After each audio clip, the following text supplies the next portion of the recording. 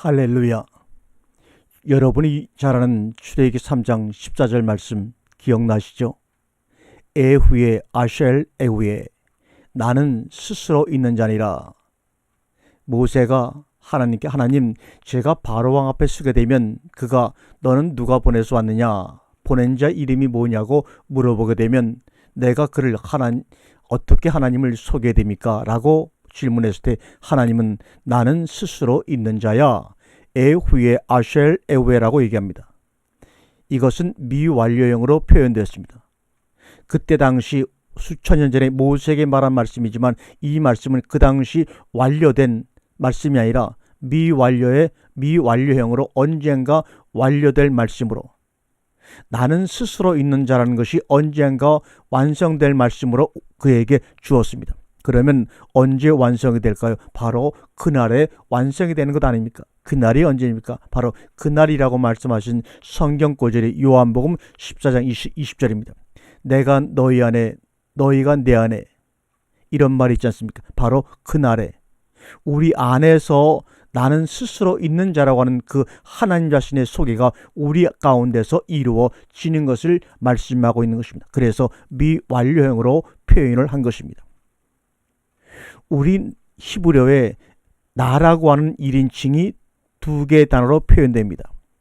내가 라고 할 때는 아노키라는 히브리어를 쓰고 나는 이라고 할 때는 아니라고 말을 씁니다. 그래서 창조했다는 말 앞에 아노키가 붙으면 내가 창조했어, 이런 말입니다. 이럴 때는 창조한 사람이 바로 나라고 하는 그 나를 강조할 때 내가, 이런 말 아노키란 말을 씁니다. 그런데 아니 봐라 이렇게 하게 되면 뭡니까? 나는 창조했다. 일반적으로 창조했다는 말을 강조할 때는 아니 봐라 3인칭을 쓰게 됩니다. 내가 바로 창조했어, 이럴 때는 창조한 주체를 강조하는 것이고, 나는 창조했다고 하는 아니 바라는 말을 쓸 때는 창조를 강조했습니다. 모세의 생각으로는 바로 창조의 주체가 아노키가 아니라 바로 아니 3인칭이었습니다. 그것은 뭐냐? 바로 하나님을 아직까지는 제대로 알지 못했기 때문에 창조한 것에다가 포인트를 맞춰서 기록했습니다. 그러다가 그 3인칭이 너희라고 하는 2인칭으로 변화가 되다가 전국에서는 1인칭으로 우리와 그분이 하나가 되심으로 나는 스스로 있는 자라고 하는 그 예언의 말씀들이 완성이 되는 겁니다.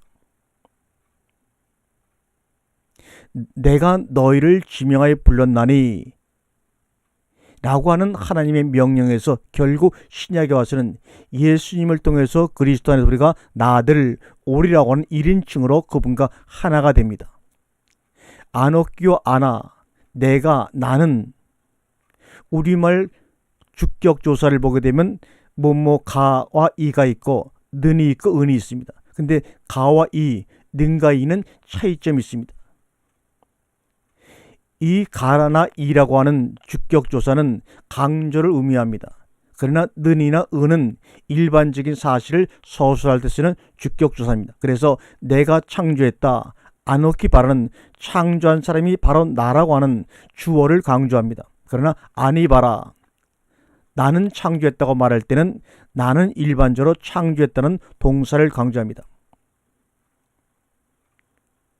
그러므로 저는 창세기 1장 1절도 받아쓰는 입장에서 우리가 이것을 보지 말고 하나님이 직접 말씀하시는 하나님의 입장의 소리를 듣게 되면, 태초에 나는 하늘과 땅을 창조했어, 창조했다는 데다가 포인트를 두는 아니라고 보지 말고 바로 창조한 자, 하늘과 땅을 하나 되게 만든 사람은 바로 나야라고 하는 아노키, 나라고 하는 하나님 주어에다가 우리가 강조점을 둬야 됩니다.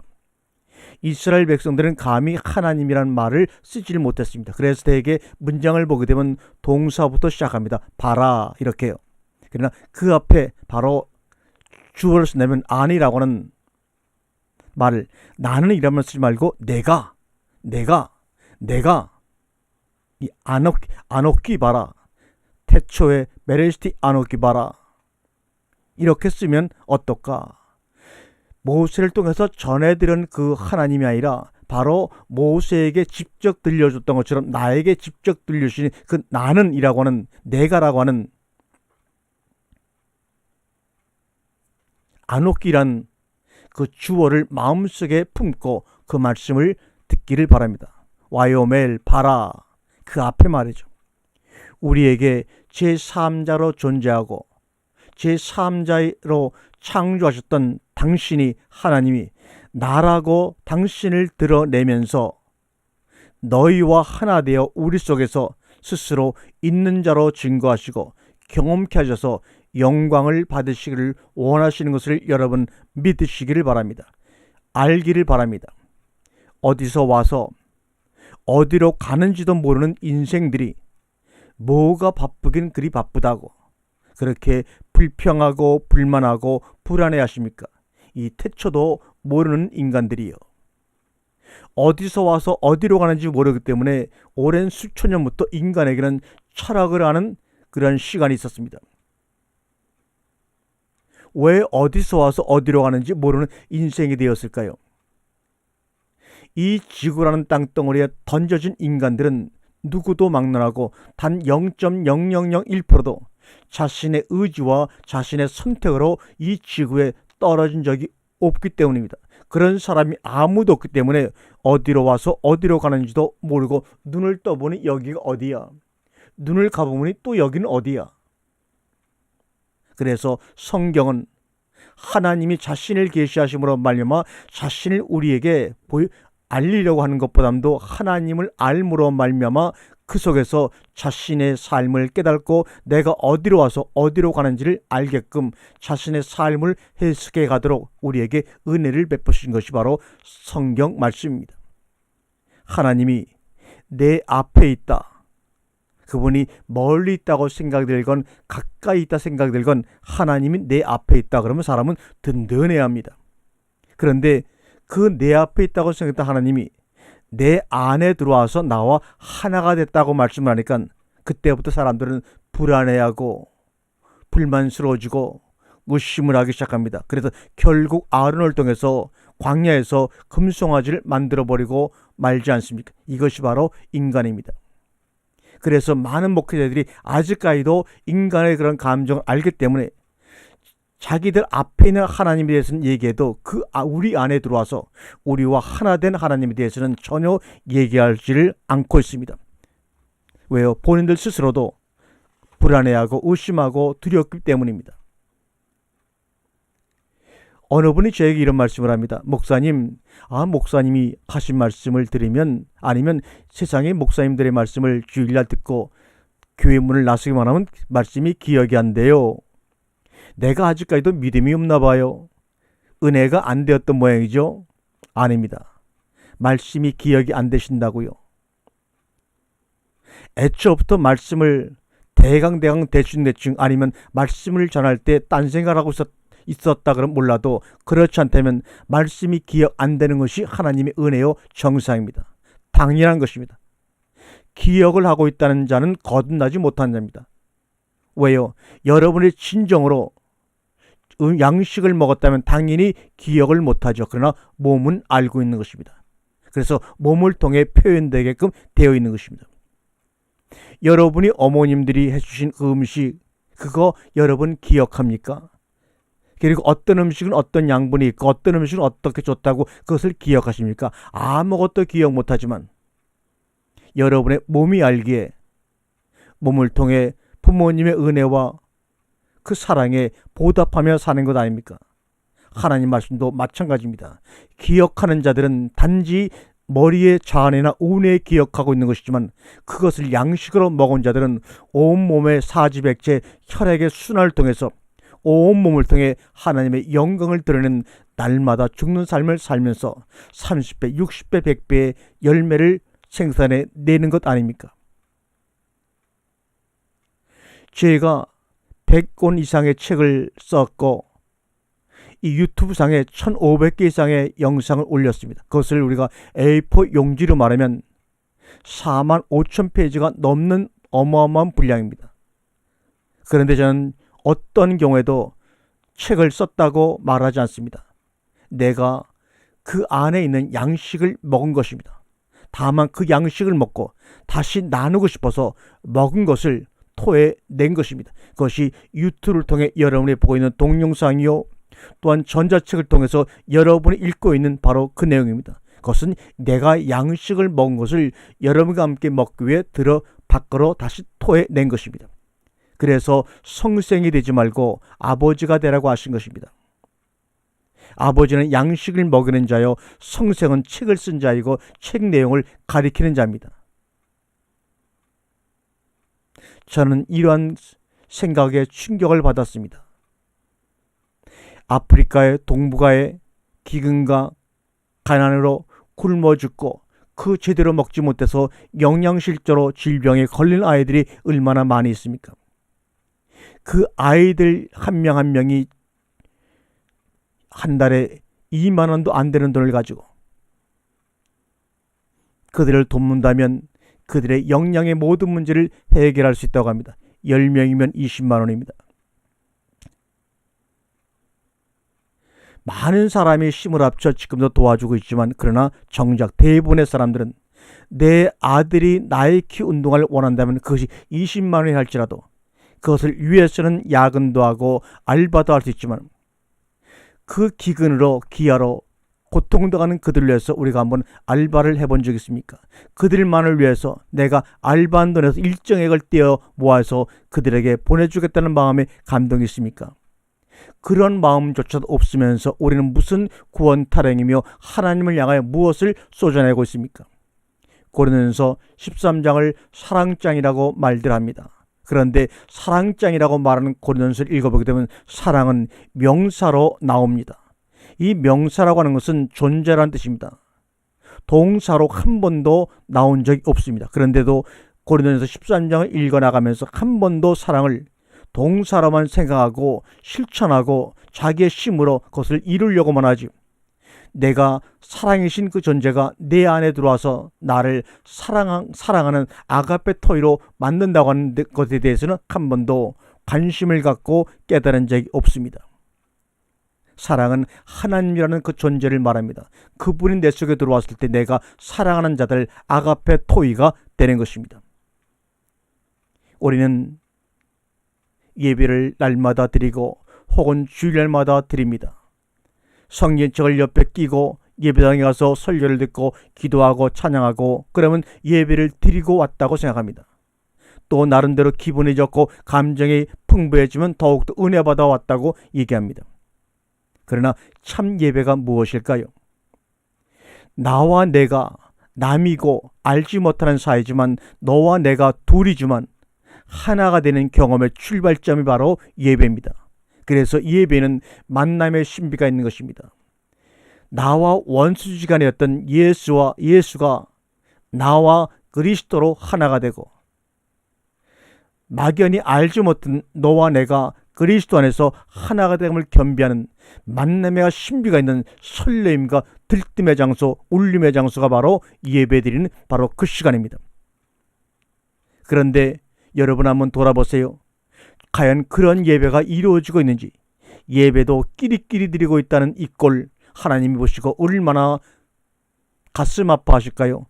교단끼리 끼리끼리 예배를 드립니다.